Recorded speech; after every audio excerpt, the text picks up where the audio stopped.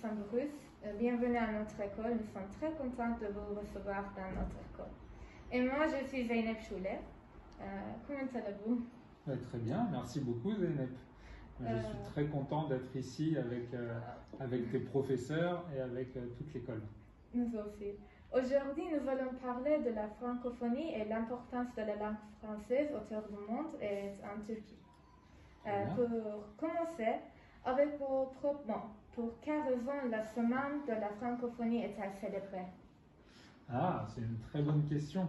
Alors, je pense qu'il y a des raisons historiques qui étaient pour trouver un moment pour tous les pays francophones ou parfois qui avaient un lien avec les valeurs de la langue française, ce qu'elle représente, pour se rassembler et pour échanger sur un thème. Par exemple, le thème de cette année pour la journée de la francophonie, c'est sur les femmes. Les femmes, vous savez, hier c'était la journée du droit des femmes, et là cette année le thème est sur les femmes dans la francophonie, par exemple. Donc ça permet de mettre ensemble, de fédérer différents pays avec des relations parfois très différentes à la langue française. Merci. Alors, la culture française est une culture enracinée. Aujourd'hui, quelles sont les influences de la culture française sur le monde? Alors, je pense que c'est lié aussi à ta première question, c'est-à-dire la France a une culture, a eu des liens avec beaucoup de pays, que ce soit des pays qu'on appelle les anciens pays du champ, dans lesquels il y avait une présence française, qui a laissé beaucoup de valeurs, de choses par rapport à la démocratie, au fonctionnement des institutions, aussi à des valeurs de solidarité, des valeurs de droits de l'homme. Et ça, la France aussi continue à s'impliquer et à se positionner. On parlait de la journée de la femme, mais aussi sur le droit des femmes, par exemple. C'est quelque chose d'important. Un autre exemple, c'est la Turquie. Le fonctionnement des écoles en Turquie a été très inspiré du fonctionnement des écoles françaises de la Troisième République, quand ça a été créé, avec des niveaux, les directeurs de niveau, etc. Donc ça a été un modèle, par exemple, dans l'éducation. Et puis, souvent, c'est difficile de faire une différence entre la culture et la langue. Du coup, la langue française a un impact souvent sur la culture, et par exemple, une fois de plus, entre la Turquie et la France. Alors, quelles sont les caractéristiques communes des pays francophones? C'est une question intéressante aussi. On a parlé un peu des valeurs, je pense, de ces pays, des valeurs de la langue française. Maintenant, il y a cette idée que le français, bien sûr, n'appartient plus à la France, mais appartient à tous ces pays francophones, notamment dans les pays de l'Organisation internationale de la francophonie, qui a aussi des universités francophones, par exemple, comme Galatasaray.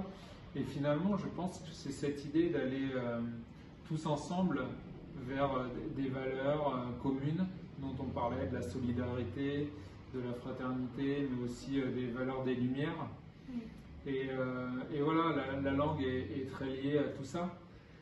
Et finalement, le fait de joindre cette organisation de la francophonie, cette organisation internationale, même si historiquement son pays n'est pas toujours francophone, ça permet de dépasser un petit peu la simple langue.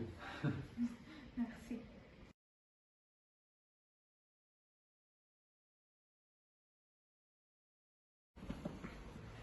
Ce jour-là, avec la pandémie, la terminologie quotidienne a beaucoup changé. De nouveaux mots se sont ajoutés au vocabulaire quotidien. Quels sont les changements visibles de la langue française et est-ce que le français est une langue vivante? Alors oui, le français est une langue vivante. En effet, la pandémie impacte toute notre vie, toute notre société jusqu'au vocabulaire. C'est intéressant comme question. Bien sûr, il y a des mots qui deviennent plus importants. En France, on ne parlait pas souvent de couvre-feu. Maintenant, le mot couvre-feu est vraiment très habituel. il y a en France des institutions comme l'Académie française, c'est son travail aussi, hein, qui va proposer des changements dans la langue, qui va voter pour des nouveaux mots, par exemple. Alors là où peut-être on utilisait des anglicismes, c'est-à-dire des mots anglais qu'on disait en français, eh bien parfois on va créer des mots, de nouveaux mots français, ou simplement valider l'utilisation de ces mots dans la langue française. Donc la langue française en effet évolue. Chaque année il y a des réformes sur l'orthographe, sur les nouveaux mots, sur la manière dont elle va changer officiellement. Ça c'est officiel. Et puis après il y a l'utilisation au quotidien des gens qui elle est encore très différente. Oui. Depuis combien de temps êtes-vous à Istanbul? Pourquoi avez-vous choisi la Turquie? Alors, je suis maintenant à Istanbul depuis presque 5 mois. Je suis arrivé au milieu du mois d'octobre. Donc c'est une découverte d'Istanbul. C'est une découverte un peu particulière d'Istanbul dans un contexte qui n'est pas toujours facile. Pourquoi la Turquie? Parce que c'est un pays qui m'a toujours très intrigué. En fait, on pense à beaucoup de pays dans le rapport à la langue française. On pense à des pays comme la Tunisie, le Liban.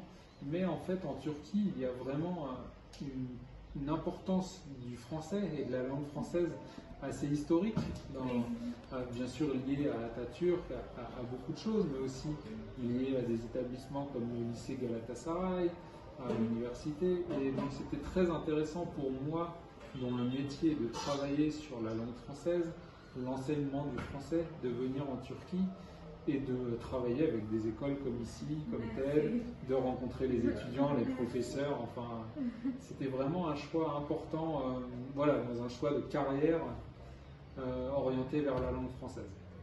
Merci beaucoup pour votre visite, vous êtes très gentil. Merci beaucoup Zeynep, bon courage pour cette année très difficile beaucoup. de concours.